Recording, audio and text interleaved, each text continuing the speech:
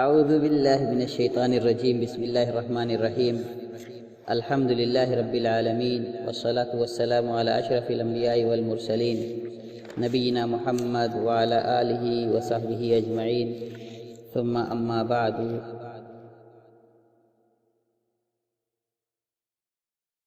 کل کے درس میں ہم نے اللہ کے رسول صلی اللہ علیہ وسلم کی دعوت کے طرح طرح سے مخالفت اور ان کو تکلیف پہنچانے کے مختلف طریقوں کے متعلق سنا تھا۔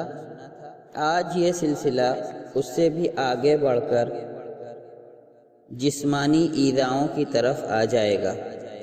آپ کے صحابہ کو اور خود آپ صلی اللہ علیہ وسلم کو طرح طرح کی ایذاؤں اور تکلیفوں کا سامنا کرنا پڑے گا۔ آج سب سے پہلے یہ بات جاننے کی ہے کہ جب ان کی ساری تدبیریں جو اب تک وہ کرتے آ رہے تھے ناکام ہوتی چلی گئیں، تو ایک میٹنگ ان لوگوں نے پھر منعقد کی اور ایک کمیٹی بنائی گئی۔ 25 افراد پر مشتمل یہ کمیٹی تھی اور اس کا سرغنہ ابو لہب کو قرار دیا گیا۔ طے یہ ہوا کہ اسلام کا مقابلہ کرنے میں کوئی کسر نہیں چھوڑی جائے گی اور اسلام قبول کرنے والوں کو ستایا بھی جائے گا۔ عام کمزور مسلمانوں کے ساتھ ایسا کرنا تو ان کے لیے آسان تھا، جس کو چاہتے جیسے چاہتے اپنے ظلم و ستم کا نشانہ بنا سکتے تھے، مگر اللہ کے رسول صلی اللہ علیہ وسلم کا خاندان معزز تھا۔ مکہ میں خود آپ کی اتنی عزت اور اتنی توقیر ہوتی تھی، آپ کے ساتھ ایسا کرنا آسان نہیں تھا، مگر رسول اللہ صلی اللہ علیہ وسلم ان سب کے باوجود بھی ان کے ظلم و ستم سے محفوظ نہیں رہ سکے۔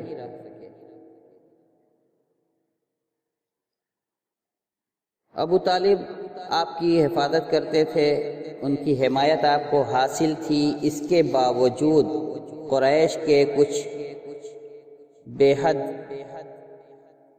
ظالم اور سرکش قسم کے کفار نے اللہ کے رسول صلی اللہ علیہ وسلم پر بھی اپنی دشمنی کھل کر کے ظاہر کی۔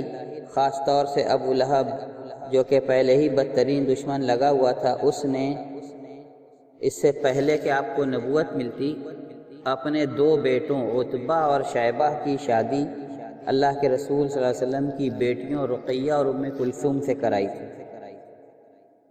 جب آپ کو نبوت سے سرفراز کیا گیا تو اس نے اپنے بیٹوں کو بے حد مجبور کیا، سختی کی ان پر کہ اللہ کے رسول صلی اللہ علیہ وسلم کی بیٹیوں کو طلاق دیں، اور آخر کار اس نے طلاق دلوا کر کے ہی دم لیا۔ اس پر ہی اس کو صبر نہیں ہوا، جب اللہ کے رسول صلی اللہ علیہ وسلم کے چھوٹے صاحبزادے عبداللہ کا بھی انتقال ہو گیا تو اس کو بے حد خوشی ہوئی۔ لوگوں میں گھوم گھوم کر، حالانکہ دیکھیے آپ کا نسبی سگا چچا بھی تھا، لیکن لوگوں میں گھوم گھوم کر یہ اعلان کرنے لگا کہ محمد اب بے نسل ہو گئے، یعنی ان کا کوئی بیٹا بچا نہیں، تو آگے ان کی نسل نہیں چلے گی، ان کی وفات کے ساتھ ہی ان کی نسل کا خاتمہ ہو جائے گا۔ ہم نے یہ بھی سنا کہ ابو لہب آپ کے پیچھے پیچھے جا کر آپ کی دعوت کو جھٹلاتا تھا، مگر اس پر بھی بس نہیں تھا، وہ آپ کو پتھر سے مار کر لہو لہان بھی کر دیتا تھا۔ بعض روایات میں آیا ہے کہ آپ کے پیچھے پیچھے جاتا اور آپ کو جھٹلاتا، لوگوں کو آپ کے خلاف ورغلاتا، اور جب اس پر بھی جی نہ بھرتا، دیکھتا کہ لوگ آپ کی باتوں کو توجہ سے سن رہے ہیں، تو آپ کو پتھر سے مار کر لہو لہان کر دیتا۔ یہ اس کی بیوی بھی اللہ کے رسول صلی اللہ علیہ وسلم کو تکلیف دینے میں کچھ کم نہیں تھی، بڑی زبان دراز عورت تھی، اپنی زبان درازی سے لوگوں کو آپ کے خلاف ورغلایا بھی کرتی تھی اور آپ کے راستے میں کانٹا بچھاتی تھی۔ رات کے اندھیرے میں آپ کے گھر کے دروازے پر کانٹا بچھا دیتی کہ آپ نکل نہ سکیں، اور اگر نکلیں تو آپ کو کانٹا چبھے، تکلیف ہو۔ اور قرآن مجید نے جب اس کی حالت کو بیان کر دیا سورہ مسد کے اندر، اس کی اور اس کے شوہر ابو لہب کی، تو اس پر اس کو بے حد تکلیف ہوئی، ایک دم آگ بگولا ہو گئی اور اس سورہ کو سننے کے بعد خود شاعرہ بھی تھی، اللہ کے رسول صلی اللہ علیہ وسلم کے پاس آئی۔ آپ ابو بکر رضی اللہ تعالیٰ عنہ کے ساتھ بیٹھے ہوئے تھے اور ہاتھ میں مٹھی بھر کر پتھر لیے ہوئے تھے۔ اللہ تعالیٰ نے اس کو اللہ کے رسول صلی اللہ علیہ وسلم کو دیکھنے سے اندھا کر دیا۔ بیٹھے تو دونوں تھے، ابو بکر صدیق رضی اللہ تعالیٰ عنہ اور اللہ کے رسول صلی اللہ علیہ وسلم بھی، لیکن اسے صرف ابو بکر رضی اللہ تعالیٰ عنہ نظر آ رہے تھے، اللہ کے رسول صلی اللہ علیہ وسلم دکھائی نہیں دے رہے تھے۔ اس نے ابو بکر رضی اللہ تعالیٰ عنہ سے پوچھا کہ تیرا ساتھی کہاں ہے؟ ابو بکر رضی اللہ تعالیٰ عنہ نے کہا کہ مجھے نہیں پتا۔ اس نے کہا مجھے خبر لگی ہے کہ وہ میری بے عزتی کرتا ہے، اگر مل جائے تو یہ پتھر اس کے منہ پر دے ماروں گی۔ قسم اللہ کی میں شاعرہ ہوں۔ پھر یہ شعر پڑھا کہ برے ہیں ہم ان کی بات نہیں مانتے، وہ برے ہیں ہم ان کی بات نہیں مانتے، ہم ان کے معاملے کا انکار کرتے ہیں اور ان کے دین سے دشمنی رکھتے ہیں۔ اور پھر چلی گئی۔ ابو بکر رضی اللہ تعالیٰ عنہ کو بڑی حیرت ہوئی کہ آپ سامنے بیٹھے ہیں اور آپ کے متعلق پوچھ رہی ہے کہ آپ کہاں ہیں۔ میں نے کہا مجھے نہیں معلوم، تو گویا اس کو پتہ بھی نہیں تھا۔ اللہ کے رسول صلی اللہ علیہ وسلم نے فرمایا کہ اللہ نے اس کو مجھے دیکھنے سے اندھی کر دیا تھا، وہ مجھے دیکھ نہیں پائی۔ آپ کے گھر میں ہوتے ہوئے بھی جن لوگوں کی تکلیف کا سامنا کرنا پڑتا تھا آپ کے گھر کے لوگوں میں سے، ان میں سے ابو لہب سر فہرست تھا۔ اس کا گھر آپ کے گھر کے بالکل لگا ہوا تھا، سٹا پڑوسی جس کو ہم کہتے ہیں۔ پھر بھی نہ تو رشتہ داری کا پاس نہ پڑوس کا لحاظ۔ اس کام میں جب اس کا ساتھ ابو الحکم ابن العاص، حکم ابن العاص، عقبہ ابن ابی معیط اور عدی ابن حمرہ ثقفی وغیرہ بھی دیتے تھے۔ کوئی آپ پر بکری کی اوجڑی رکھ دیتا جبکہ آپ نماز پڑھ رہے ہوتے، بلکہ عقبہ ابن ابی معیط نے تو ایک بار حد ہی کر دی، اونٹ کی اوجڑی لا کر سجدے کی حالت میں آپ کی گردن پر ڈال دی تھی۔ عبداللہ بن مسعود رضی اللہ تعالیٰ عنہ یہ واقعہ بیان کرتے ہیں، کہتے ہیں کہ میں بے بس تھا، بس دیکھ رہا تھا، میں کچھ کر نہیں پا رہا تھا۔ ان کے دفاع کی مجھ میں طاقت نہیں تھی اور وہ لوگ آپ پر ہنس رہے تھے اور میں کھڑا تماشا دیکھ رہا تھا۔ مارے خوشی کے ایک دوسرے پر گرے جا رہے تھے کہ ہم نے بہت بڑا کارنامہ انجام دے دیا ہے۔ اللہ کے رسول صلی اللہ علیہ وسلم کی پیٹھ اور گردن پر اونٹنی کے بچہ جننے کے وقت جو غلادت ناڑی وغیرہ اس کی شرمگاہ سے نکلتی ہے وہ ڈال دیا تھا۔ اللہ کے رسول صلی اللہ علیہ وسلم سجدے سے سر نہیں اٹھا پا رہے تھے۔ اتنے میں آپ کی بیٹی حضرت فاطمہ رضی اللہ تعالیٰ عنہا آ گئیں، آپ کی گردن سے اوجڑی ہٹائی، تب آپ سر اٹھا سکے۔ پھر آپ نے 3 مرتبہ قریش پر بددعا کی، اللہم علیک بقریش، اللہم علیک بقریش، اللہم علیک بقریش۔ اور پھر آپ نے نام بنام بددعا کی کہ اللہ ابو جہل، عتبہ ابن ربیعہ، شیبہ ابن ربیعہ، ولید ابن عقبہ، امیہ ابن خلف، عقبہ ابن ابی معیط، اور ان کے ساتھ حضرت عبداللہ بن مسعود رضی اللہ تعالیٰ عنہ کہتے ہیں کہ ایک اور شخص کا نام آپ نے لیا، مجھے یاد نہیں رہ سکا۔ عبداللہ بن مسعود قسم کھا کر کہتے ہیں کہ جن لوگوں کا نام لے کر آپ نے بددعا کی تھی، میں نے بدر کے دن قلیب نامی کنویں میں سب کو قتل کیے جانے کے بعد پھینکا جاتا ہوا دیکھا۔ یعنی سب بدر میں قتل ہوئے اور سب کو اسی کنویں میں جس کا نام قلیب تھا، سب کی لاشیں اللہ کے رسول صلی اللہ علیہ وسلم نے پھینکوا دیں۔ ابو جہل کا نام اس میں سے قابل ذکر ہے۔ امیہ ابن خلف جب رسول اللہ صلی اللہ علیہ وسلم کو دیکھتا تو آپ پر طنز کرتا، اشارے کرتا، زبان سے، ہاتھ سے، ہر طرح سے آپ کو تکلیف دیتا۔ اللہ تبارک تعالیٰ نے اس کی تباہی کے ذکر کے طور پر وَيْلٌ لِكُلِّ هُمَزَةٍ لُمَزَةٍ نازل فرمائی۔ اس کا بھائی ابی ابن خلف بھی آپ کی دشمنی میں اس سے بھی آگے تھا۔ ایک مرتبہ عقبہ آپ کی باتیں سننے بیٹھ گیا۔ جب ابی کو اس کا پتہ چلا تو بہت ڈانٹا اور عقبہ سے کہا کہ رسول اللہ صلی اللہ علیہ وسلم کے منہ پر تھوک کر آؤ ورنہ میں تمہیں معاف نہیں کروں گا۔ عقبہ نے بھائی کا مطالبہ پورا بھی کر دیا۔ ابی ابن خلف نے بھی ایک مرتبہ سڑی ہوئی ہڈی بھربھرا کر آپ کے منہ پر پھونک دی تھی۔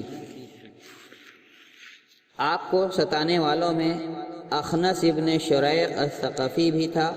قرآن کریم نے اس کو 9 برے اوصاف سے یاد کیا ہے۔ ولا تطع كل حلاف مهين هماز مشاء بنميم مناع للخير معتد اثیم عتل بعد ذلك زنیم.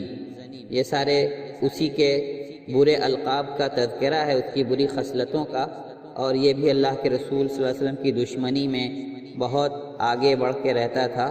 ابو جہل بھی کبھی کبھی آپ کے پاس بیٹھ کر آپ کی باتیں سنتا. دیکھیے جس کو اللہ ہدایت دے، ہدایت اسی کو ہوتی. کئی بار بیٹھ کر آپ کی باتیں سنی مگر ہدایت نہ لیتا وہ، اور آپ کو تکلیف دے کر چلا جاتا، اکڑتا اتراتا، جیسے کوئی کارنامہ انجام دے کر آ رہا ہو کہ محمد کی باتیں تو سنی لیکن دیکھو مان نہیں رہا ہوں. اس کے بارے میں اللہ تبارک تعالیٰ نے فلا صدق ولا صلی نازل فرمائی.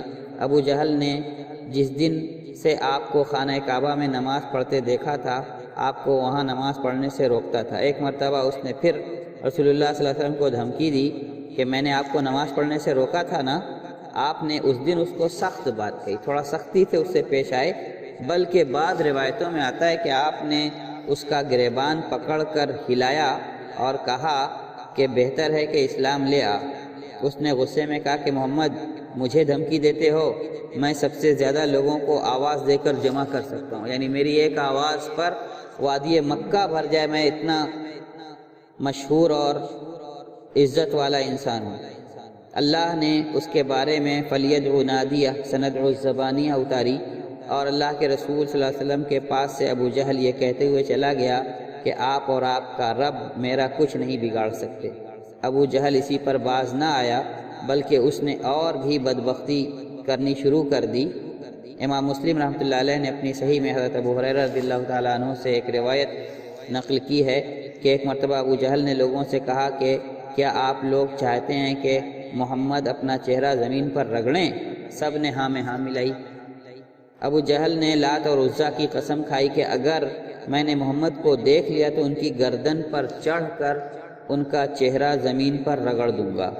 چنانچہ نبی کریم صلی اللہ علیہ وسلم کے پاس نماز کی حالت میں آیا اور چاہا کہ آپ کی گردن پر پاؤں رکھے، مگر اچانک تیزی سے پیچھے بھاگا اور ہاتھوں سے چہرہ بچانے لگا.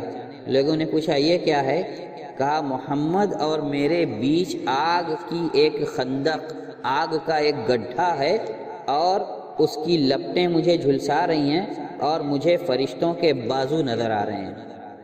اللہ کے رسول صلی اللہ علیہ وسلم نے فرمایا اگر وہ نزدیک آتا تو اس کا ایک ایک انگ فرشتے نوش کر لے جاتے.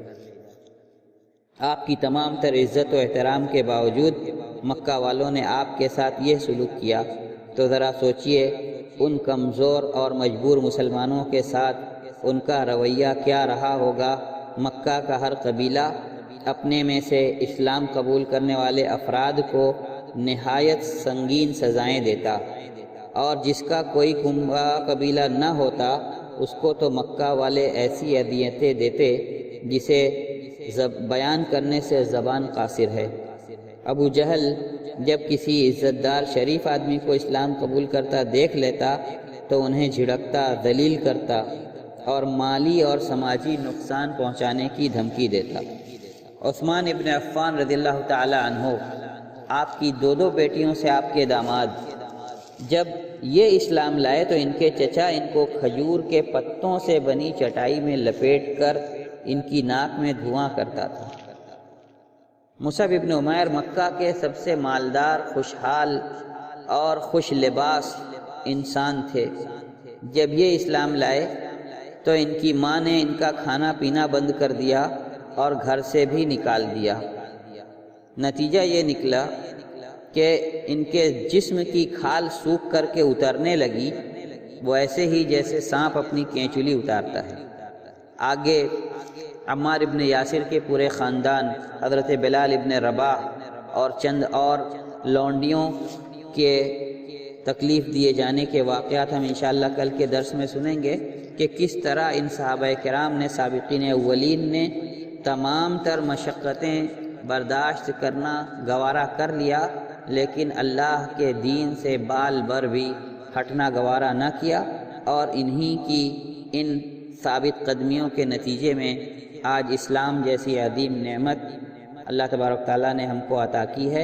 اللہ تبارک تعالیٰ ان کی مسائی کو قبول فرمائے اور فردوس اعلیٰ میں اعلیٰ مقام عطا فرمائے، اور انشاءاللہ کل ہم باقی مکہ کی زندگی کے حالات پر مزید انشاءاللہ سیرت کے واقعات کو سنیں گے۔ وآخر دعوانا الحمدللہ رب العالمین۔